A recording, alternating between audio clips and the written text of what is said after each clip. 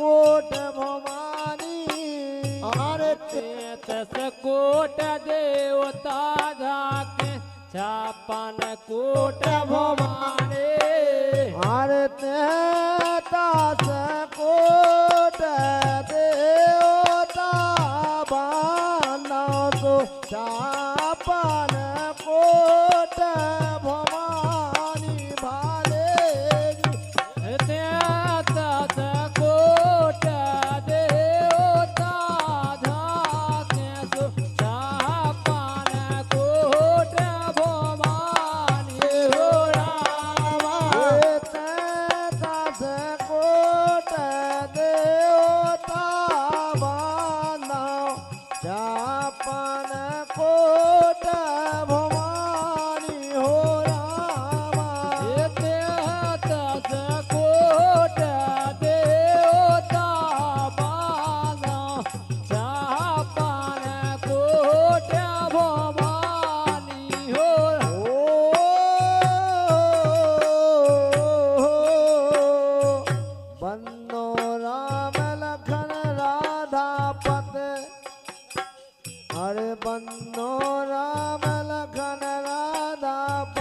सबरी पटरा रानी कलका कला हो भवानी ये बांधा देता अरे महारानी बांधा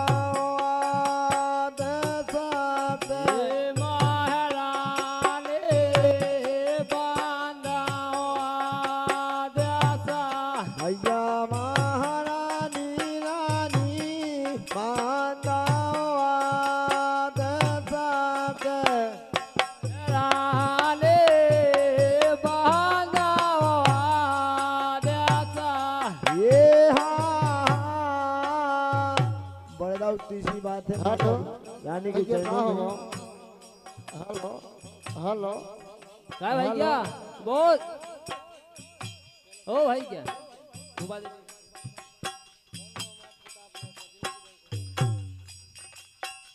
अरे बन्नो राग रागनी सबरे कर दो कथा सुहानी अरे बांधो राग राग रे सबरे बांधो कथा पुराने और साजो साज सकल कविता में तुम जग की कल्याणी कोयल आंठ सुहानी ये बांधो आदेसा रे महारानी बांधो आदेश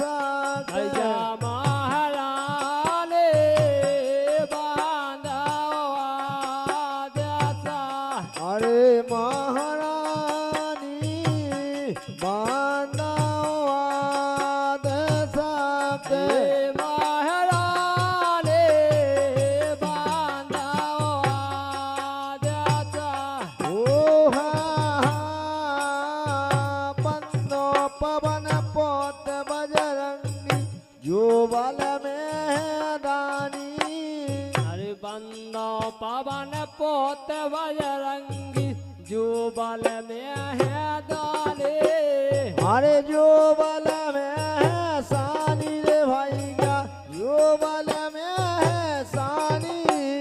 अरे जो बल में है साली भाई का जो बल में है साले ओहो ये तो जब बादल मोए दीन जान के दया करो महारानी दुनिया तेरी जबाने ये बांधो आदेसा अरे महारानी बांधो आदेश महाराने बांधो आदेसा अरे महारानी रानी बांधो आदेश अरे महाराने बांधो आदेसा ये माता रानी के प्रथम वंदना पर हमारे दादा श्री मेंबर मत्ती यादव जी